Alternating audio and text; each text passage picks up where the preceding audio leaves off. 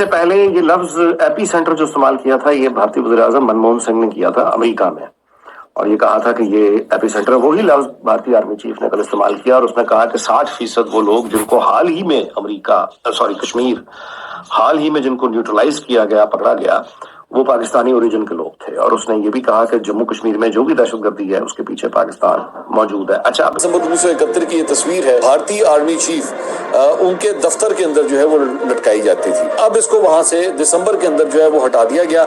Briefing today, the Army Chief General Upendra Dwivedi said that when he was talking about the situation along the line of control, he said that 60% of all the terrorists who have been killed in Jammu and Kashmir last year were of Pakistani origin. He also gave another interesting statistic where he said that 80% of the terrorists who remain in Jammu and Kashmir are Pakistanis. And he said that infiltration attempts are continuing, including from the international border or the IB.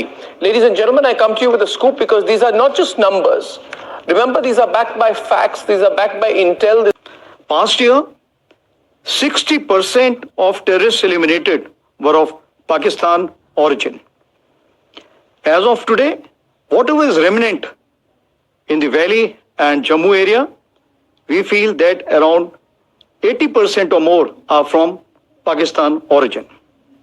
Overall, violence parameters under control. بھارتی cricketer انہوں نے کہا کہ ہمیں ایک Pakistani cricketer نے جو ہے وہ کافر کہہ کے پکارا۔ نمسکار دوستوں، welcome back in this video. آج کے ویڈیو میں دیکھیں گے کہ انڈین آرمی چیف کی پریس کانفرنس پہ کس طرح پاکستان کے لوگ اپنا ری ایکشن دے رہے ہیں۔ ویڈیو شروع کرنے سے پہلے میرا آپ سبھی راشٹروادی بھائیوں سے ہاتھ جوڑ کر انورودھ ہے کہ پلیز راشٹروادی وچاروں کو آگے بڑھانے کے لیے چینل کو سبسکرائب کر لو۔ دھنیہ واد۔ اس سے پہلے یہ لفظ ایپی سینٹر جو استعمال کیا تھا یہ بھارتی وزیر اعظم منموہن سنگھ نے کیا تھا امریکہ میں، اور یہ کہا تھا کہ یہ ایپی سینٹر، وہی لفظ بھارتی آرمی چیف نے کل استعمال کیا، اور اس نے کہا کہ 60% وہ لوگ جن کو حال ہی میں کشمیر حال ہی میں جن کو نیوٹرلائز کیا گیا، پکڑا گیا، وہ پاکستانی اوریجن کے لوگ تھے، اور اس نے یہ بھی کہا کہ جموں کشمیر میں جو بھی دہشت گردی ہے اس کے پیچھے پاکستان موجود ہے۔ اچھا، اب انڈین آرمی چیف کا اٹ از رادر انیوژل کہ وہ یہ الزامات لگا رہا ہے۔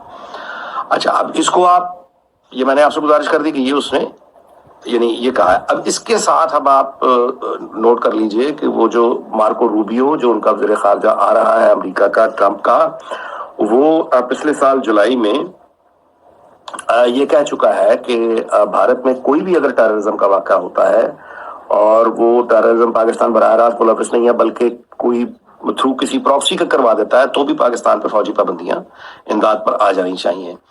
وہ بل تو ظاہر ہے کہ قانونی بنا، وہ بل وہیں پڑا ہے، بٹ دیٹ شوز دی مطلب ایک تھنکنگ پیٹرن کسی کا پتہ چل جاتا ہے نا۔ تو جو آ رہا ہے آدمی 20 جنوری کو وہاں ٹرمپ کی ٹیم میں، مارکو روبیو، اس کے پاکستان کے بارے میں یہ خیالات ہے، اینٹی چائنا ہے وہ بہت زیادہ، اور پاکستان ظاہر ہے۔ اچھا، اب اس پہ یہ یاد رکھیے گا بات کہ یعنی یہاں سے آپ کو ایک تھنکنگ پیٹرن پتہ چل جاتا ہے کہ بھارت میں اگر کوئی اس طرح کا واقعہ دہشت گردی کا ہو جاتا ہے تو وہ لوگ جنہوں نے کیا ہے وہ ریگولر تو پاکستان کے لوگ نہیں تھے لیکن پراکسی تھے پاکستان کی۔ یہ کس نے طے کرنا ہے؟ پاکستان تو لکھ کے نہیں دے گا نا کہ یہ ہمارے لوگ تھے، یہ خود بھارتیوں نے طے کرنا ہے، اور اس پر اپروول کس نے لگانی ہے؟ امریکیوں نے، کہ ہاں ٹھیک ہے فلاں واقعہ ہو گیا اور یہ لوگ انوالو تھے اور ان کا تعلق چونکہ پاکستان سے نکل آیا ہے۔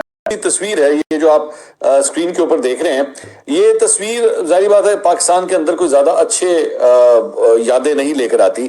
1971 کی 16 دسمبر 1971 کی یہ تصویر ہے جس میں جنرل اے کے نیازی جو اس وقت پاکستانی افواج کی سربراہی کر رہے تھے 1971 میں بنگلہ دیش میں، تو وہ یہاں پہ سرنڈر کر رہے تھے ایک انڈین آفیسر جگجیت سنگھ اروڑا کے سامنے، اور جو ڈاکومنٹ تھا سرنڈر کا اس کے اوپر سائن کر رہے تھے۔ تو یہ جو تصویر تھی یہ بیسکلی پچھلے کئی دہائیوں سے جو ہے وہ بھارتی آرمی چیف ان کے دفتر کے اندر جو ہے وہ لٹکائی جاتی تھی، اور اس کو بالکل ان کے دفتر کے ساتھ ہی جو کوریڈور تھا اس کے اندر اس کو لٹکایا جاتا تھا، لیکن اب اس کو وہاں سے دسمبر کے اندر جو ہے وہ ہٹا دیا گیا، اور جب دسمبر میں اس کو ہٹایا گیا تو اس وقت یہ کہا گیا کہ مینٹیننس کے لیے اور ان چیزوں کے لیے جو ہے اسے ہٹایا جا رہا ہے، لیکن اس کے بعد یہ تصویر وہاں پہ واپس نہیں آئی، اور بھارت کے اندر اس وقت جو ہے وہ اس کو لے کے بڑی ڈسکشنز ہو رہی ہیں کہ آخر اس تصویر کو وہاں سے کیوں ہٹا دیا گیا ہے، اور اس کی جگہ یہ جو نئی تصویر آئی ہے وہ بھی آپ اسکرین پہ دیکھیں،